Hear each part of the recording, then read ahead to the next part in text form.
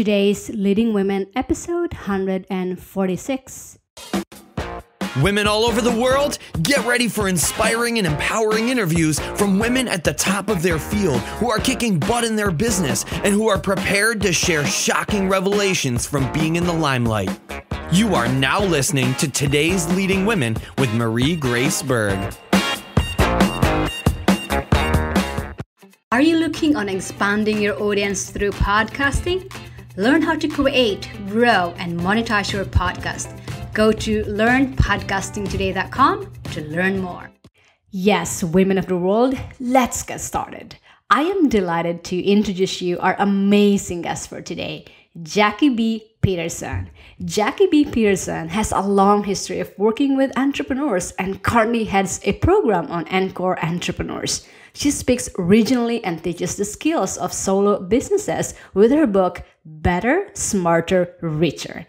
Jackie is passionate about helping solopreneurs, including creative and Encore entrepreneurs, to live their passion and achieve financial success. So women of the world, Miss Jackie B. Peterson, welcome to the show. Thank you, Marie. I'm delighted. We are excited to have you on the show, and I'm sure our listeners are excited to hear from you and your story as well. So, Jackie, I really like what you're doing with your business. You are a success in your own right. You put in the effort, the sweat equity, the knowledge and experience to build a special business you call your own. As a result of that, our listeners really want to get to know you, and I want to provide that conduit, that bridge between you and our listeners. So here are some cool questions that we can talk about. Feel free to comment anytime, but these are just general questions I have in mind. So let's start with your business. There might be people out there who want to start one and have no clue how to go about it. Can you tell us more about your business and the idea behind the niche? Yes, I absolutely can. I'm pretty passionate about this, Marie. I started with writing my book, Better, Smarter, Richer, because I have a very long history of being a business advisor. I've also got a long history of being a serial entrepreneur. But as a business advisor, I had lots of clients come to me who were particularly creatives, singers, painters, graphic designers, photographers.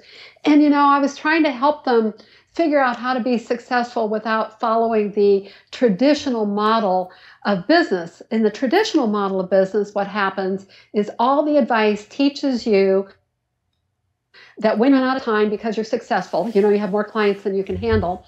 What you do is you hire employees. And the next thing that you know, all of your time is being spent overseeing, managing, hiring, training, motivating employees. And the employees are doing the work of the business, and you no longer have time to do it.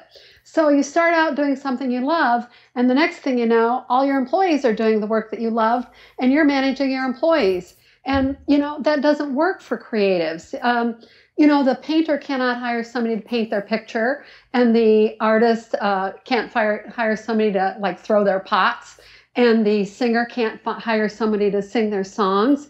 So I kept thinking, how in the world can a solo expand or scale their business without hiring employees or without working 14 hours a day because they're doing, the work of the business, plus they're trying to do all of their accounting, their website, their marketing, blah, blah, blah. And it was a huge conundrum. And early on, as I say, I just couldn't find anything that was written about it.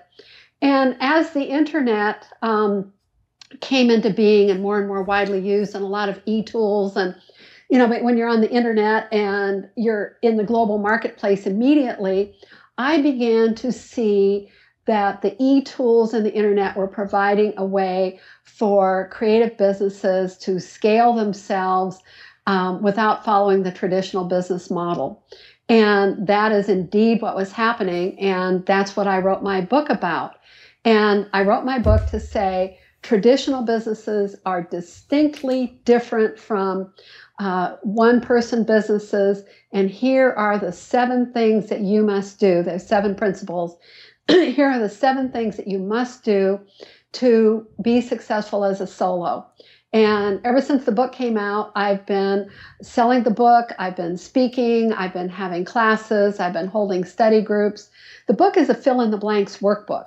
So, because I ask people questions I want them to think about, and the goal is that I want them to think differently about how they're putting their business model together.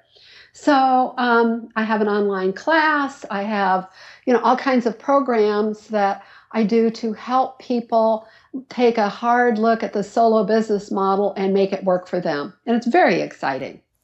Wow, I love what I'm hearing about your business, and how it evolved and came into existence. And I'm sure our listeners were curious to hear that one as well. Now, what was that defining moment, that prompted you to start a business and made you say, this is my business?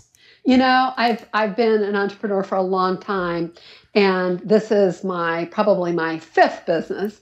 But the defining moment was really when I was working as an employee at our Portland Community College locally, and when the budget cuts happened in '08 and '09, they laid us all off. And I thought, okay, what this means is I have time to write my book. The book had been gelling in my head for a long time, and I'd been kind of gathering stories and ideas for it. But you know how that is, you never quite find the time to do it. And all of a sudden here I had time, and I thought, this is it. I am going to create this. I know that what I am seeing happening in the economy, which is the rise of solo businesses. There's a huge number of solo businesses now. And, it's just exasperated by the downturn in the economy. And also, by the way, with the aging population. We can talk about that in a minute. And I thought, I am going to put down in writing what I know to be true, because I think I'm a bit ahead of the curve, but this curve is going to catch up with me, and I want to be there when the curve gets there.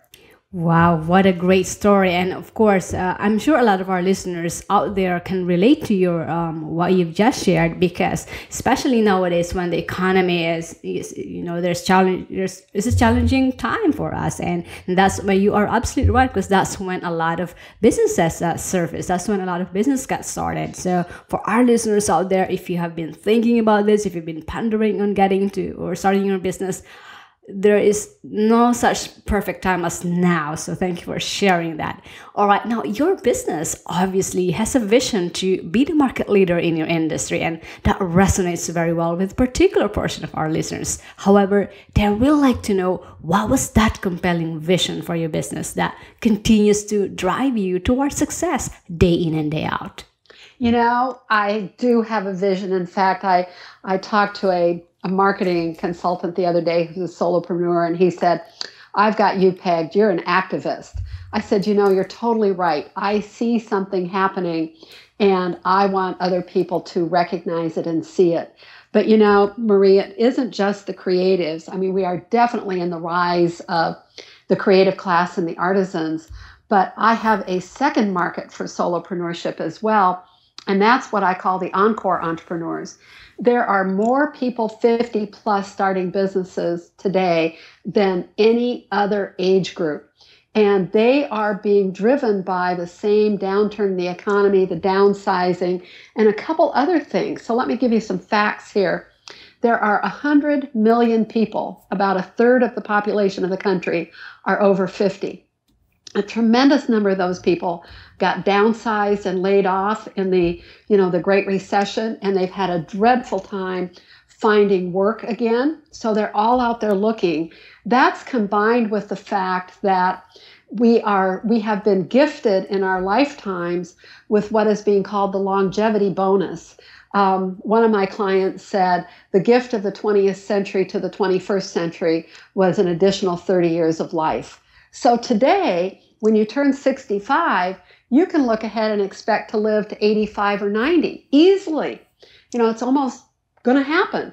So people who were affected by the downturn in the economy, and were downsized, and, they thought maybe they had retirement funds, which all went away. They thought they had retirement funds to take them to maybe the age of 70 or 72, are suddenly realizing that, maybe they've got 30 years that they've got to deal with and make money. And so many, many of them are turning to entrepreneurship, which I think is a great solution. I say to people, if you can't find the job you want, go create it. And so here's a whole population that has years of experience, and solopreneurship is a fabulous way to monetize your expertise. It's a way to say, here's what I know in my life, and I'm going to find a way to make money on what I know. So basically, I'm in the wonderful and enviable position with solopreneurship of having two distinct growing audiences, one the creatives and the other the encores. And they are both thriving and, just very alive and well. It's very fun. Wow, what great insights you've just shared there, and you are absolutely right with those the Encore group. I mean, you know what? For me, these are this group of people who have skills. They have wisdom to share, and if you could just help them and turn that, share that skill, share that wisdom to other people by creating a business from doing what they already know and doing what they already passionate about. What a great vision would that be? And I love when you said about, instead of when we can't find a job or finding a job, go create one. Yes, this is absolutely. Yes. Quit looking and go create a job for yourself, and solopreneurship is viable these days. I mean, 20 years ago, it wasn't viable. You sat in your home and tried to figure out, how you were going to get everything done. But with our new model of solopreneurship, combined with all the e-tools, just as the way we're having a conversation today. I mean, this is fabulous e-tools. The minute that you're on the web, you're in a global marketplace.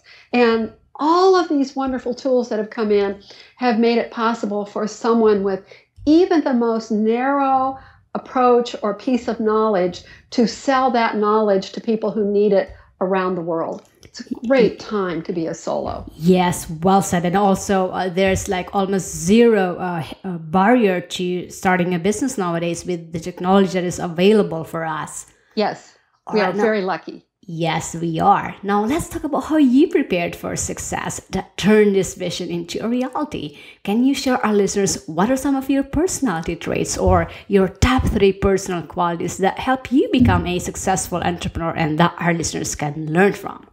Well, one of the things I've learned about me is that I am both left-brained and right-brained. My first business, my background is that I was a certified public accountant. I mean, I haven't been in public accounting since 1991, so that's a long time. But, I've got a great deal of a sense of structure, internal structure and organization. And I'm very right-brained in the sense that I love new ideas and they excite me, and I love the people who see things in a different way. I'm very attracted to them. But how I can help them is that I'm quite articulate.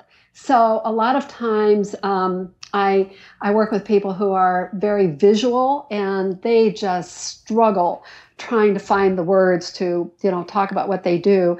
And I can help them tremendously. So my articulation is quite good. As I said, I'm very left brain in this fact that I'm grounded and quite practical. And, I'm not going to send somebody off on a wild goose chase someplace. So, I'm quite practical. So as I say, I've got that left brain, right brain. And then when you combine it together, I'm also a very big picture thinker. One of the things that drew me to solopreneurship was not just a sense of outrage that there wasn't anybody teaching, creatives how to be financially successful, but it was also a big picture view that within the next 5 to 7 years, there's just going to be this upsurge in the number of people who want to work on their own for a variety of things that we've already talked about, the rise of the creative class, the rise of the encores, plus, the fact that the economy is just not producing jobs for people. So people are creating their own. And I could see that coming. And I wrote my book saying, I'm going to take advantage of this trend that I see moving towards us. And it has, but what I thought was happening is happening. Wow, what a great those personal traits that you've just shared, the qualities that you just shared, great takeaways there for our listeners as well. And you are really gifted with, I mean, not really gifted, but the good thing with this traits is that we can cultivate them, we can adopt them, and having this left and right brain the creativity side of us and the practical, the analytical side of us, we can cultivate those and then adopt it in our life in general. And to have that big picture thinking attitude, great takeaway there for our listeners to learn from as well. So thank you for sharing those. Now let's talk about how you prepare when you started this journey as entrepreneur, because us entrepreneurs, we face daily challenges that define our being, and to get through those challenges takes a very special person, and our audience wants to know that special person in you. So what have been your biggest challenges, and how have you addressed or overcame those barriers to success that a lot of women entrepreneurs face today? Well, I think that one of the biggest barriers to success that women entrepreneurs face is self-confidence and just believing in themselves and believing that something is possible. I know I've gone through that myself. I always tell the story of learning how to unleash, unfold, and nurture my gift of being articulate. I tell people that as a little kid, I was the one in the family that whenever a stranger came over to the house, I hid behind the couch. And I didn't want to talk to anybody, very shy. And I keep saying I went through 16 years of school without ever raising my hand. And then when I started my first business, I thought, okay, Jackie, this is not going to work. This is not serving you in any way. And if you are going to make your business a success, you are going to have to learn how to talk. And the way that I did that was that I was a CPA and had a CPA firm, and there were not many women in accounting in those years. And so I was very visible, in the local marketplace. And what would happen was that we would get invited, because we have a curiosity, a business owner and a CPA, we would get invited to speak at all kinds of different groups, lunch groups, women's groups, Rotary groups, on and on. And I said yes every single time, even though, my armpits were wet, my knees were shaking, and, I was scared to death to get up in front of the people. I said yes, and I would lay out my talk, and I would practice, and I would do my thing. I tell people practice in front of the mirror in the bathroom because you're talking to your worst critic. And I would practice, and I would get up and deliver that talk until finally, probably 150 talks later, I could get up and do it without ever even thinking about it. So I tell people, don't tell me you're shy. You can overcome that. All you have to do is want to and get out and do it. And, that's been a big event in my life. It's made a huge difference to, how I am, because so much marketing is networking and so much marketing is public speaking and talking to groups. And I feel very comfortable doing that anymore. But boy, it did start out that way. Wow, what a great story. And I love that you've shared that one, because I can totally relate to you. And I'm sure a lot of our listeners can relate to what you've just shared, because it is one of the things that we struggle with, especially starting out. I mean, building that self-confidence. There are doubts, there are going to be fear, these emotions that we have, and especially building this self-confidence and learning how to speak in public. I mean, I struggle with that, and it's a challenge for me on a daily basis as well. But you are absolutely right. I mean, practice it. Practice in front. I do this a lot. I mean, practice in the mirror, practice on like an object that I'm talking to an object or like a person. So there's a lot of ways that you can overcome this self-confidence. And I believe that just what I learned from Brendon Burchard, he used to have this model of confidence competent loop. And I truly believe that if you know your stuff, that will help you be confident about talking about it. And of course, practicing just what Jackie just shared. It's really important to practice your craft and then go out there, do it. I mean, it shouldn't be a deterrent of being shy or like that. Because Marie, another thing that works is being passionate about what you do. And I know, again, I talk to a lot of clients and they say, Oh, I'm so nervous about marketing and what I have to do. And I say, look at your marketing as speaking with conviction and excitement about what you love, because I want you to choose to be in a business that you're passionate about, you're good at it, and it produces a stream of revenue. All of those have to intersect. All of those have to happen for you to find your sweet spot where you should put your business. And if you are passionate about what you're doing, if you are doing your heart's work, what you are meant to do, then it's so much easier to be confident about it and, not get deterred by questions or times when things aren't going so well, or, the naysayers who are out there, because there's plenty of those out there. And instead just say, I am so passionate. I know my stuff, like you talked about, from top to bottom. I know it and I care about it. And gosh darn it, I'm going to go out there and do the things that need to be done to make this happen. So it's really important. Well said. I love your take on that. Now, let's just switch gears for a little bit and talk about work-life balance. Being a business owner myself, maintaining a work-life balance is so crucial to overall success in life. Now, the challenge with entrepreneurs is how to click on and click off and create a work-life balance, particularly if you have a family juggling many roles. So, in your life as an entrepreneur, how do you maintain this work-life balance, and what are some of the ways that you accomplish this in the areas of your health, your family, your relationships, and your business?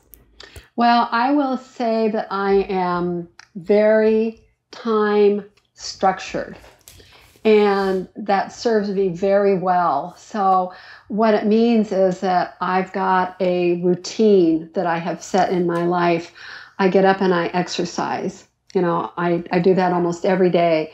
And that kind of, really, we know that runs the good chemicals in your brain and, gets you moving in the right direction. So I make sure I don't miss that part of my day. But I have found my best time of day to do that is early in the morning. So I'm on the treadmill at 6 o'clock in the morning.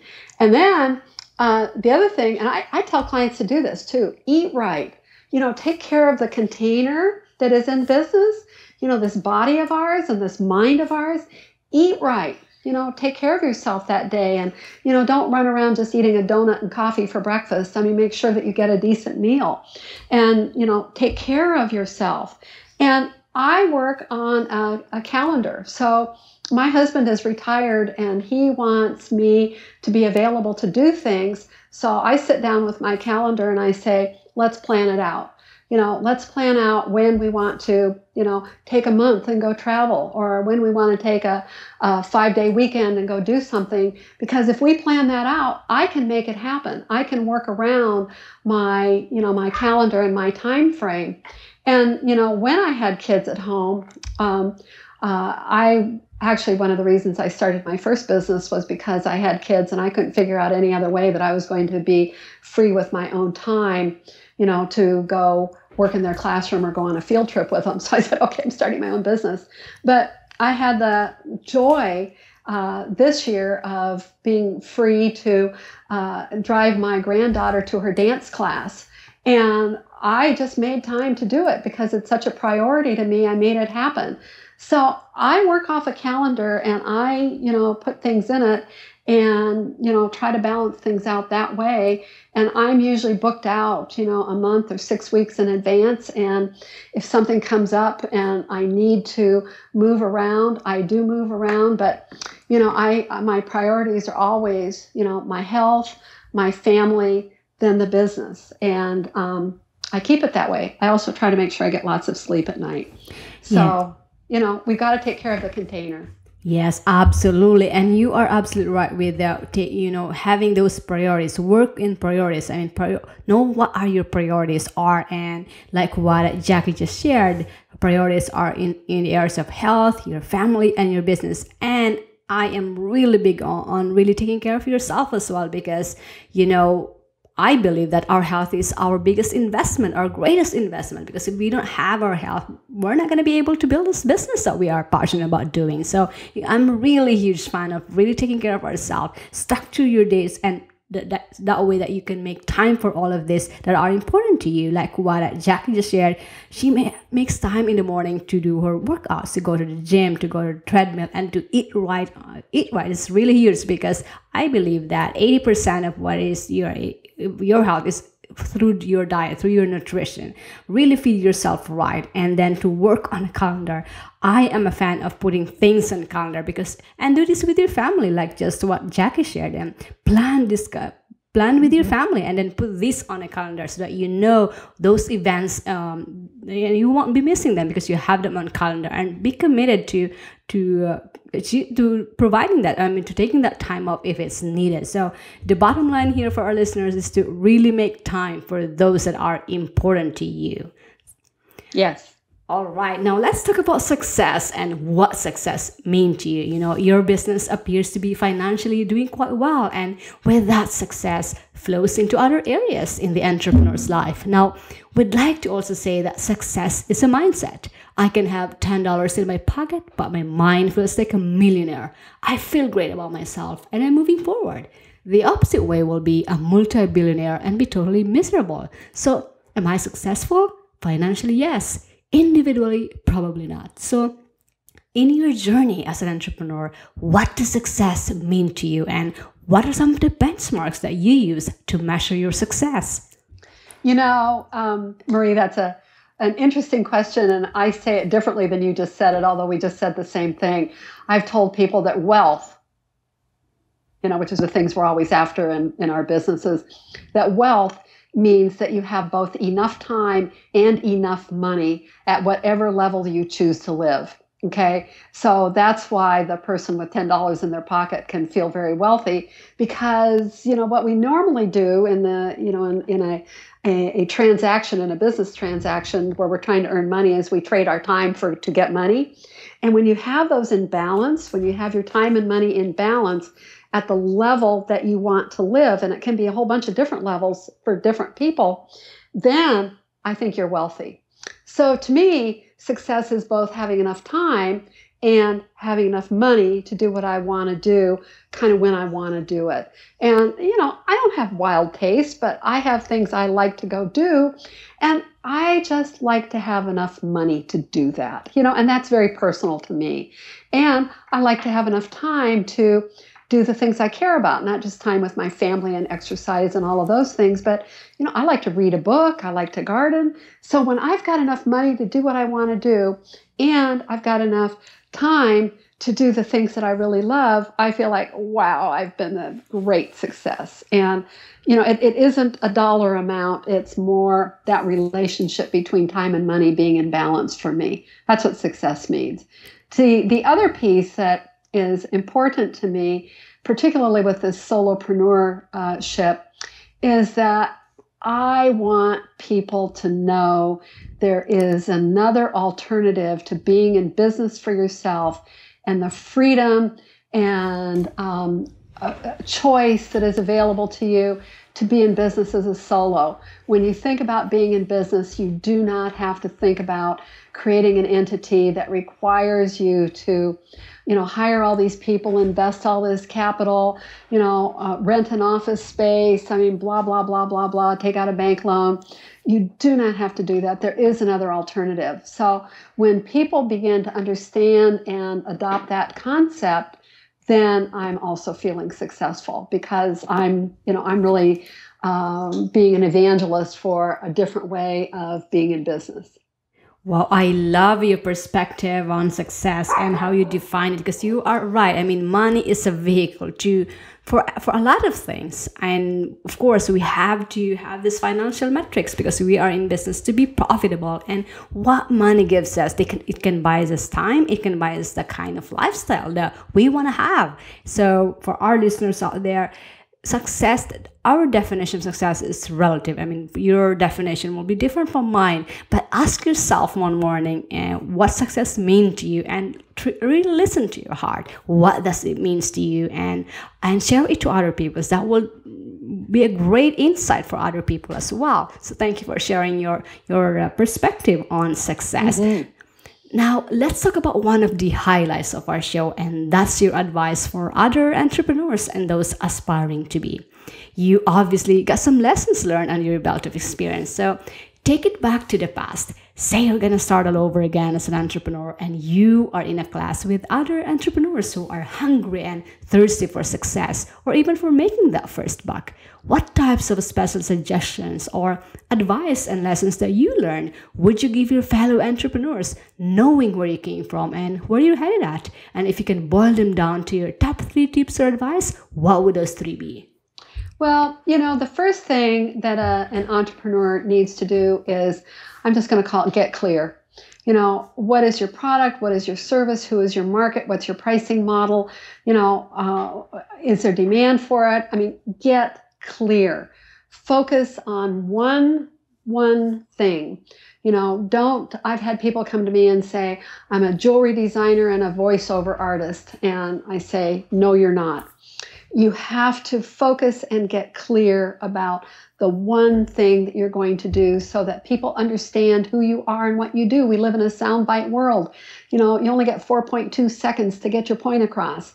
So you have to focus and get clear. The next thing that you have to do is develop your expertise. So we're talking about encores have that gift, they have expertise, but our creatives, they need to develop their expertise. As a business owner, I need to develop my expertise. And I say to people, every time you think about going sideways, and extending your focus and taking on a new line, stop and develop what you're doing even more deeply. Become an expert at what you are. I don't care whether you're an editor, a painter, a photographer, a coach, a consultant, a chiropractor, a dentist. Develop your expertise and be known as the best or one of the best in what you do, because that's who people want to deal with, and that's where you'll make the most money, is by being the best in whatever your field is. And then the third thing I say to people is charge enough money. Particularly, this is true of women. Women tend not to charge enough money, and I've certainly been through that myself. And, I had a bid that I had on a consulting engagement, and the man who I was presenting the bid to is the one that taught me this, because he looked at my bid and he said, "We sweep that much up off the floor every day." Now, you tell me, was I charging enough money? Absolutely not. And I never did that again. Charge enough money. You can always give a discount, but start high. Defend your position, be proud of what you do, and keep developing that expertise so that someone can see that you are worth the money that you are charging. And on the other hand, charge what you are really worth. So those are my 3 pieces of advice. Great takeaways there for our listeners to take action today. So let me just summarize that one again. So the first one is to really get clear and get focused on one thing at a time. And the second one is to develop your expertise, be known for what it is that you are good at. And the third one is to charge enough money for your expertise. I mean, I echo what you said about, especially for us women, this is an area that sometimes is a challenge for us, because we feel like, okay, we underestimate our value, underestimate our worth, and we don't charge enough for our services or for our products. So great takeaways there for our listeners as well. Thank you for sharing those. Now, what's one favorite business resource or a tool that you use in your business that's radically changing the way you do business and that wish you can share our listeners with? Well, it's been a journey to come to my way of thinking, but there's been a couple books that have made a tremendous difference, and I can talk about those in a minute. And one of them is Daniel Pink, who has really been a guru and a leader in what's going on in the new economy. And I love his book called A Whole New Mind, and that would be recommended reading for anybody that is thinking about being in a solo business. And, another book has been a great resource is Emotional Intelligence by Daniel Goleman. Both of those have been, just kind of milestone books for me. As far as tools that might help my business, I love the e-tools. I love the e-tools. I love the podcasts. I love the way that the websites work. I love webinars and teleconferences and, the way that you can pull a group of people together and be speaking to them at a distance, even though they're all on the phone, or a Google Hangout, for that. I think that all of those tools, newsletters, that go out on a regular basis, blogging, all of those have made a business like mine be able to reach a broader marketplace than would have happened 15 years ago. Great resource and recommendations that you've just shared there. And then, by the way, for our listeners out there, I'm going to have all of these resources in our show notes as well. Jackie, in my mind, you are a superhero, or shall I say superheroine, because you have done this, you have done that, but you've also experienced a lot of challenges that our listeners definitely relate. So if you are a superhero, who do you want to be and why? And it doesn't have to be a cartoon character, but can be someone you admire and look up to. Marie, I thought a lot about that question because that's not in my normal makeup, to have somebody that I think about that way. So I thought very deeply about that. And who came to my mind is Eleanor Roosevelt. Now, this is a long time ago. Eleanor's been gone from the world for, 40 years, almost 50 years, I think. But she was such a pioneer. She was a woman that was nearly overshadowed by Franklin, her husband. And yet, because he had polio and he couldn't get around, she became his voice and she grew. She is the one that wrote the Bill of Rights, basically, for the United Nations. And she has said some wonderfully wise things. And I just can't help but bring them up and believe them again and again. And one of the things she said is do something every day that scares you. Now, how about that for good advice? I just think that's absolutely crazy. And I try to do that. I think this is perfect. She also said, no one can make you feel inferior without your consent. Wow. Isn't that great? She changed the world.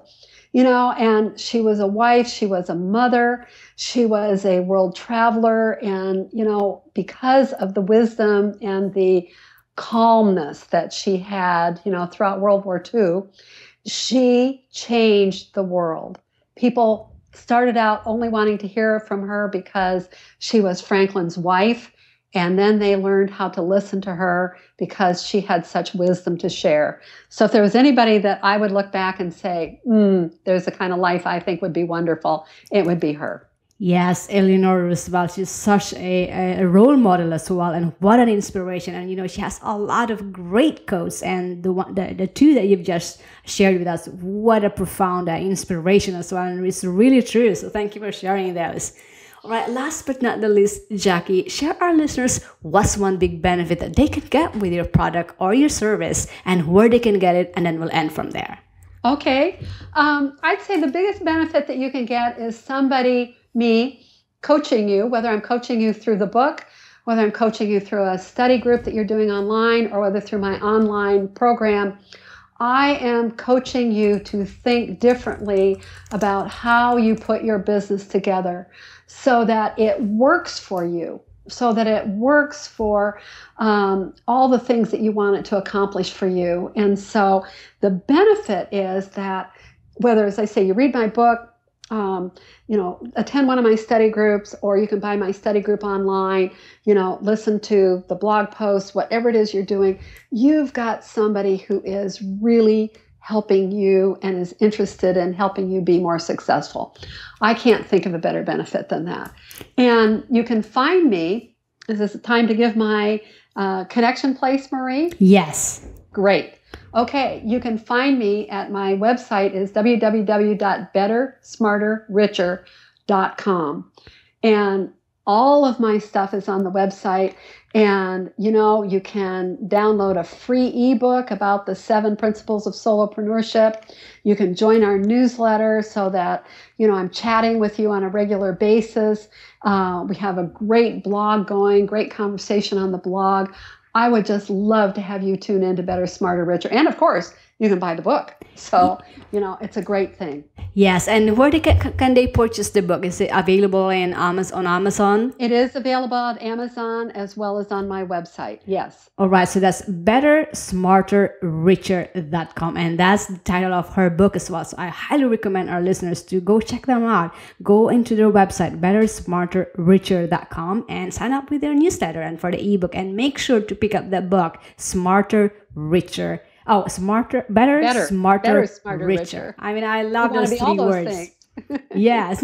And by the way, all of these resources and the links that are mentioned in today's podcast will be made available in a beautiful infographic show notes at todaysleadingwomen.com/Jackie B. Peterson, or just type in her name, Jackie B. Peterson, on the search bar and it will find it for you. But again, that link is bettersmarterricher.com. Jackie, thank you so much for being so generous in sharing your time and your inspiring story, your expertise, for being a role model to many, and for bringing such a positive energy with our listeners today.